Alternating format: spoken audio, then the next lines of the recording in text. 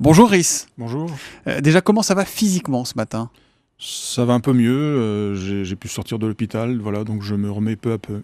Et le moral? Le moral, c'est un peu plus variable parce que à la fois il y a beaucoup de choses à faire devant nous, mais en même temps quand on regarde le passé, c'est assez déprimant en fait. Vous arrivez à réaliser ce qui s'est passé, ce que vous avez vécu ce mercredi matin, 7 janvier en fin de matinée? J'arrive à le réaliser, oui. Ce que j'ai beaucoup plus de mal à réaliser, c'est le fait qu'il y a des dessinateurs extraordinaires avec lesquels j'ai travaillé pendant des années que je ne reverrai jamais. C'est ça qui est le plus difficile à accepter en fait. Pourquoi vous ont-ils épargné selon vous? Ils n'ont pas réfléchi à ça, ils sont venus faire un carton, ils ont obtenu ce qu'ils voulaient, ils sont partis, ils auraient pu effectivement tuer vraiment tout le monde, ils pouvaient faire ce qu'ils voulaient. Voilà, Et ils voulaient surtout Charb? je crois que oui. C'est triste à dire, mais je crois que oui. Qu'est-ce qui vous donne l'envie, la force de continuer?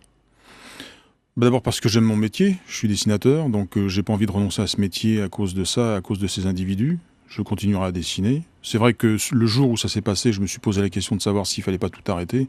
Parce que le sentiment que vous avez lorsque vous subissez une telle violence, c'est que vous vous dites, finalement, est-ce que les gens nous aiment? Est-ce qu'ils ont envie de...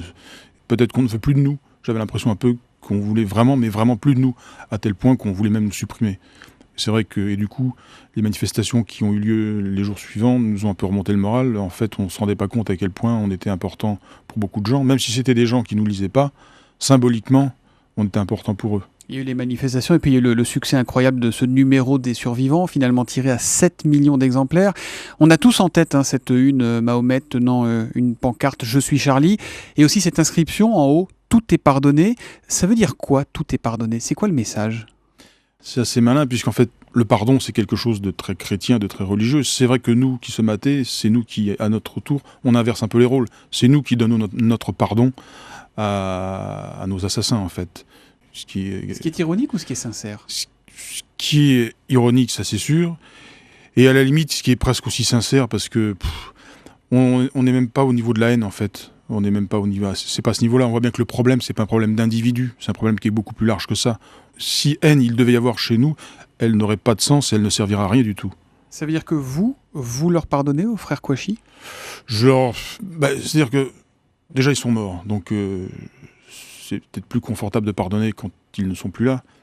Mais non, sérieusement, je peux pas pardonner de faire un truc pareil.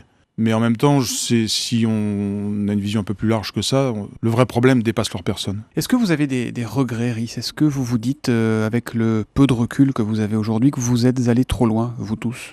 Mais nous, on n'a jamais eu le sentiment de faire des choses très excessives, en fait. Et même quand il nous est arrivé de dessiner un personnage supposé être Mahomet, ça n'a jamais été des dessins très agressifs, c'est des dessins un peu loufoques.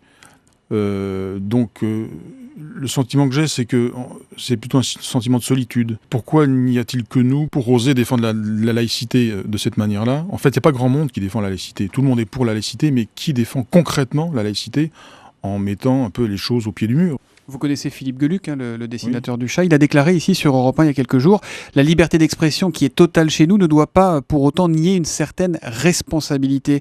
Est-ce que vous l'avez un peu mise de côté, votre responsabilité? On l'a jamais mise de côté, on est toujours un journal responsable. Pour nous, être responsable, c'est défendre nos idées. Si on se mettait à céder, là, je crois qu'on deviendrait irresponsable.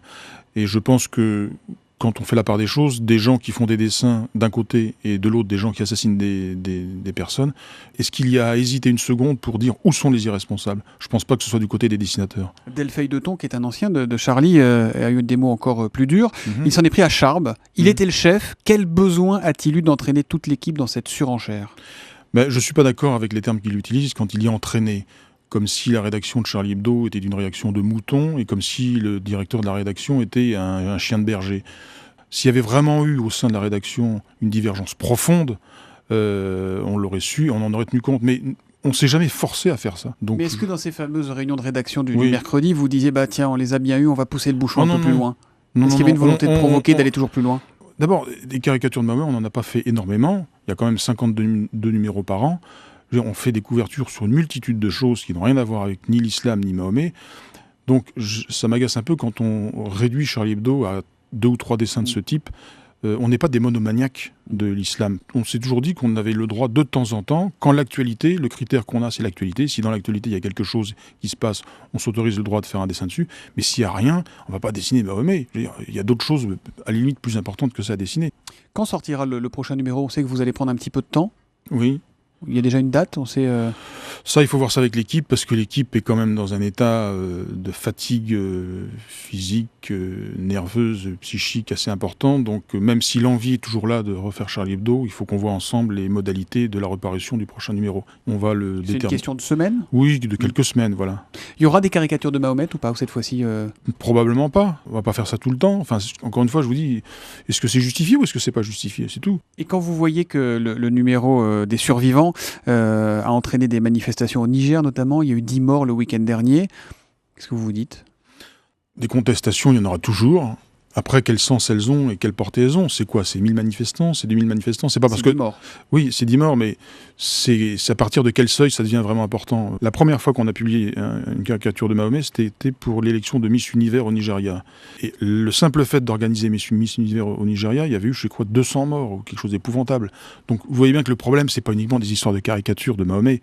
Vous voyez qu'il y a des problèmes d'intolérance, et que Charlie Hebdo et 3-4 caricatures, c'est pas ça le problème en fait. Mais sans renoncer à votre crayon, vous allez tenir compte des conséquences dans le climat qu'on connaît depuis 15 jours. Mais moi, je mise sur l'intelligence des gens et je pense toujours que dans le monde musulman, il y a plus de gens qui sont capables de comprendre, même si ça leur déplaît un peu, comprendre le droit qu'on peut avoir de faire ça, que des minorités, même agissantes, même très violentes, qui voudraient terroriser les gens en menaçant tout le monde dès qu'il y a quelque chose qui ne leur plaît pas. Vous le dites, hein, il y a des musulmans modérés que ça agace, Bien qui sûr. disent « je ne suis pas Charlie », des jeunes de quartier notamment. Ça vous touche ou pas? D'abord, on a le droit de ne pas aimer Charlie Hebdo, on a le droit de ne pas lire Charlie Hebdo, on a le droit de critiquer Charlie Hebdo, on a le droit de dire que Charlie Hebdo c'est de la merde. La seule chose qui me gêne, c'est quand j'entends dire que ce qu'ont fait les terroristes, c'est bien.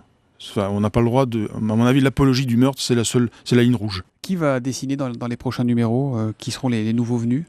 Ça va être un travail de longue haleine, de faire venir des dessinateurs à Charlie Hebdo. Mais ça arrivera, il y aura certainement des talents qui vont émerger, voilà.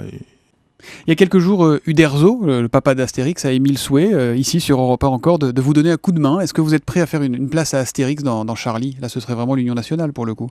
Bah, pourquoi pas? Je veux dire, toutes les bonnes volontés sont les bienvenues. Puis Astérix, bon, c'est notre enfance, donc pourquoi pas? Ce serait sympathique. Dernière question, on sait qu'il y a en France, aujourd'hui, des jeunes qui sont tentés par le djihad, par le terrorisme. Il y en a peut-être qui vous écoutent ce matin. Qu'est-ce que vous leur dites à eux spécifiquement, à eux qui ont tué vos copains, à eux qui ont voulu vous tuer? Arrêtez de foutre en l'air votre propre vie. La première vie que vous foutez en l'air, c'est pas celle des ennemis ou supposés que vous voulez abattre, c'est vous-même. Perdez pas votre temps là-dedans, c'est vraiment du temps perdu pour tout le monde. Merci Iris d'être venu sur Europe 1 ce matin, remettez-vous bien et à très bientôt. Merci. Au revoir. Au revoir.